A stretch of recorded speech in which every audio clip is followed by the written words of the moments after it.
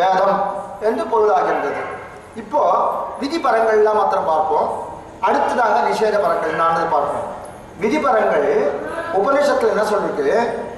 மாத்ருதேவோ பவ, பித்ருதேவோ பவ, ஆச்சார்ய தேவோ பவ, அதிதி தேவோ பவ. இப்போ ஒன்று சொன்னமே, சத்யம் வத, தர்மம் சர, இதெல்லாம் விதிபரங்கள். மாத்ருதேவோ பவ, தாய் சொல்படி நட. மாத்ரு தேவோ பவ, தாயை மதித்து நட. அடுத்ததாக பித்ருதேவோ பவ, அடுத்ததாக பித்ருதேவோ பவ, தந்தை சொல்படி நட. இல்லையா? சத்தியம் வத, ஆச்சார்ய தேவோ பவ, நமக்கு குருவானவர் அவர் என்ன சொல்றாரோ அதற்கு கீழ்ப்படிந்து நட என்பதாக பொருள். அதிதி தேவோ பவ, விருந்தினர்களை நன்றாக உபசரி, விருந்தினர்களுக்கு நல்ல உபசரிப்பை காட்டு. சத்தியம் வத, தர்மம் சர, இதெல்லாம் சொல்றது. இதெல்லாம் என்னது? நற்காரியங்களை செய்யும்படி கட்டளை அடிக்கிறது அந்த உபனிஷத்தானது. இதெல்லாம் விதிபரங்கள். இப்போ நம்ம நிஷேத பரங்களை பார்க்கலாம். எதை செய்யக்கூடாது, இதை செய்யாதே அதை செய்யாதேன்னு அந்த உபனிஷத் சொல்றதோ சாஸ்திரங்கள் சொல்றதோ அதெல்லாம் நிஷேத பரங்கள் அப்படின்னு வச்சுக்கலாம். அதாவது விட வேண்டிய தீய காரியங்களை விட்டொழித்தல், விடும்படி விளக்குகின்றதானது இந்த உபனிஷத்து என்பது நிஷேதபரம் என்று தேறிற்று. இப்படிப்பட்ட சாஸ்திரங்களுக்கு கட்டுப்பட்டு இருக்க வேண்டிய அவசியத்தை பறைசாற்றுவதே போதுவீர் போதுமினோ.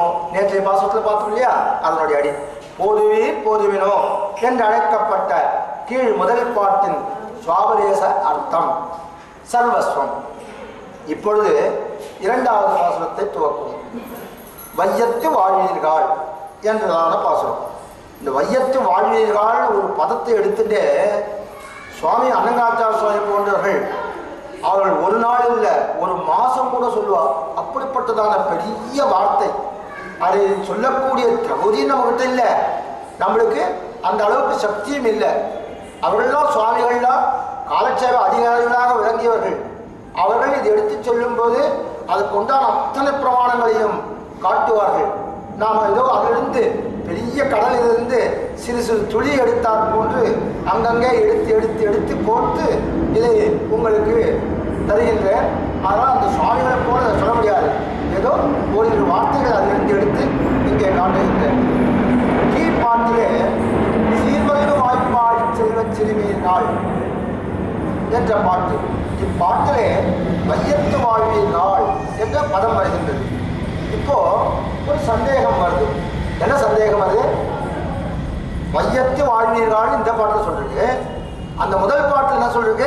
சீர்மல்கும் ஆய்ப்பாடி செல்வ சிறுமியர்கள் இருக்கு. அந்த சீர்மல்கும் ஆய்ப்பாடி செல்வ சிறுமியர்கள் ஆய்ப்பாடியில் இருக்க ஜனங்கள் மாத்திரம்தானே. அது எப்படி இரண்டாவது பாட்டிலே வையத்து வாழ்வீர்கள் என்று சொல்வது? இது ரெண்டு முரண்பாடாக தெரிகிறது என்று ஒரு சங்கை நமக்கு பிறக்கும். ஆனால் இந்த சுவாபதேச அர்த்தங்களை வைத்துக்கொண்டு மறக்காமல் இருந்தோமானால் இதனுடைய பொருள் அழகாக விளங்கும். இதுல ஆய்ப்பாடி திருவாய்ப்பாடி என்று அவர்கள் குறிப்பிட்டதானது அந்த ஆய்ப்பாடி மாத்திரமல்ல, கோகுல வடமதுரையிலே கோகுலத்திற்கு அருகிலே இருக்கின்ற ஆய்ப்பாடி மட்டுமல்ல, நாம் வாழும் இந்த உலகானது இருக்கின்றது. நாம் வாழ்கின்ற இடம் இப்போ ஒரு கோயம்பேடு என்று சொன்னால் இந்த கோயம்பேடு கூட திரு ஆய்ப்பாடி தான். எப்படி ஆண்டாளானவள் ஸ்ரீவில்லிபுத்தூரையே ஆய்ப்பாடியாக மனசில் கொண்டாள் அல்லவா? அதை மனசில் வைத்துக் கொண்டுதான் அவள் என்ன சொன்னாள்? வையத்து வாழ்வீர்கள் என்று சொன்னாள். இப்போ இதுக்கு என்ன பொருள்னாக்கா, நாம் எல்லோரும் வாழ்கின்ற இடமே ஆய்ப்பாடி.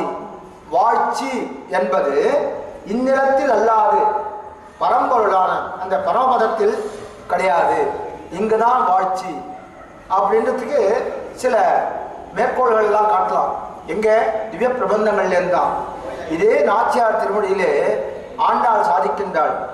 கொம்மை மலைகள் இடர்தீர கோவிந்தர்கோர் குற்றேவல் இம்மை பிறவி செய்யாதே இனிப்போ செய்யும் தவந்தானேன் என்று சொல்கின்றாள். இம்மை, அதில் அண்டர்லைன் பண்ண வேண்டியது இம்மை பிறவி செய்யாதே. இம்மை இந்த பிறவியிலே எதுவும் செய்யாது இருந்துட்டு நான் அங்கே போன உடனே செய்கிறேன், அங்கே அனுபவிப்பேன் அப்படின்றதெல்லாம் நினச்சி பார்க்க முடியுமா? இம்மை பிறவி செய்யாதே இனி போய் செய்யும் தவந்தானன் என்று சொல்லியிருந்தார். அதில் இம்மை பிறவி செய்யாதே. ரெண்டாவது, தொண்டரடிப்படி ஆழ்வார் பச்சைமா மலைவோ திருமாலியில் சொல்கின்றார்.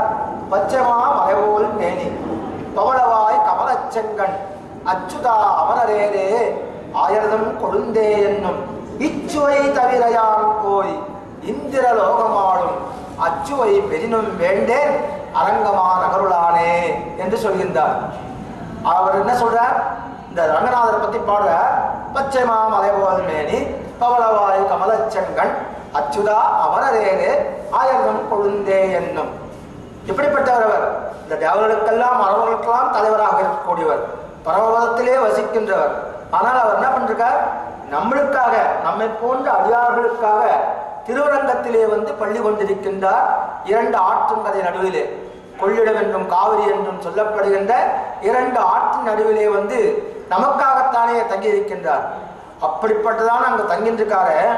அந்த இடத்தை விட்டு, இந்த உலகத்தை விட்டுட்டு எனக்கு அங்க இந்திர பதவி கொடுக்குறேன்னு சொன்னா கூட எனக்கு வேண்டாம், இதுதான் எனக்கு சாஸ்வதமான ஒன்றுன்னு வேண்டார் அவர். ஆனா முதல் பாசத்திலே அவர் சொல்லுவார், வேத நூல் பிராயம் நூறு மனிதர்தாம் புகுவரேலும் பாதியும் உறங்கி போகும் நின்றதில் 15 ஆண்டு பேதை பாலகனதாகும் பிணி பசி மூப்பு துன்பம் ஆதலால் பிறவி வேண்டேன் அரங்கமா நகருளானேன்னு சொல்றார். முதல் பாசத்தில் இப்படி சொன்னவர் அடுத்த பாசத்துல என்ன பண்ற?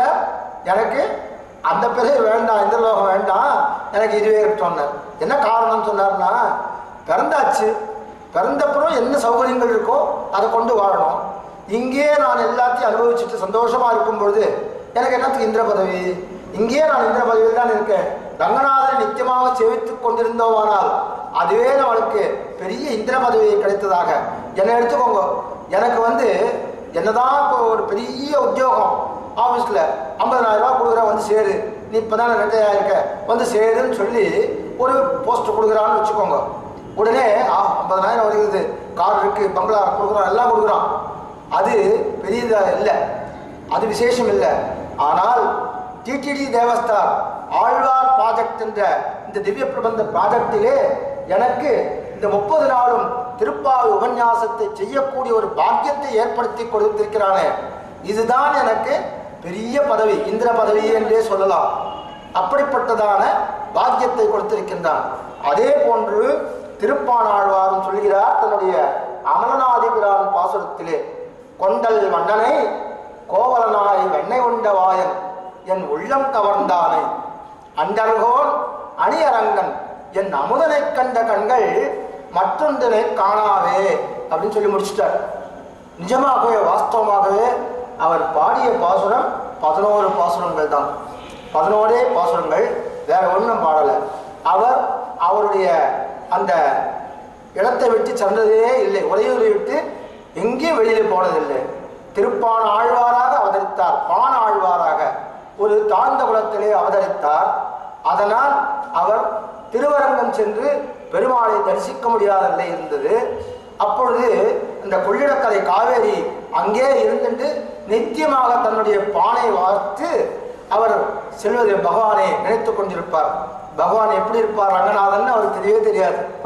ஆனால் மனக்கண்ணிலே இப்படித்தான் இருப்பார் ரங்கநாதன் என்று நித்தியமாக தன்னுடைய மனக்கண்ணிலே நினைத்து நினைத்து நினைத்து இருந்தவர் ஒரு நாளைக்கு பகவானே லோகசாரங்க முனிவரை அனுப்பி அவருடைய தோழிலே அவரை எழுந்தருள பண்ணி வர சொன்னார் அல்லவா.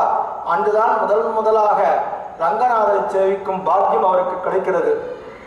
உடனே மனசுல என்னென்ன நினைச்சிருந்தோமோ அதே மாதிரி இருக்காரு பகவான் அப்படின்னு ஆனந்தப்பட்டு போறார். எங்கேயாவது நம்ம ஐயோ என்று சொல்ல உபயோகமா அமங்கலமான சொல்றோம். ஆனா 2 இடத்துல ஐயோ ஐயோன்றார் அவர். என்னன்னா, ஐயோ நம்ம ஆச்சரியம் வந்துன்னு வச்சுக்கோங்க, அப்ப முதலே வார்த்தை ஐயோ அப்படியா அப்படின்னு சொல்றோம். அதனால அது தவறான வார்த்தை இல்லை. ஐயோ என்பது அந்த இடத்துல சந்தோஷமான வார்த்தையை குறிக்கிறது. அவர் திருவடியிலிருந்து திருமுடி வரை பகவான் ரங்கநாதனை அழகாக 11 பாசுரங்களை சேவிக்கிறார். கடைசியாக முடிக்கும் போது கொண்டல் வண்ணனை கோவலனாய் கண்ணை உண்டவாயன் என் உள்ளம் கவர்ந்தானே அண்டர்கோன் அணியரங்கன் என் அமுதனை கண்ட கண்கள் மற்றொன்றினை காணாவே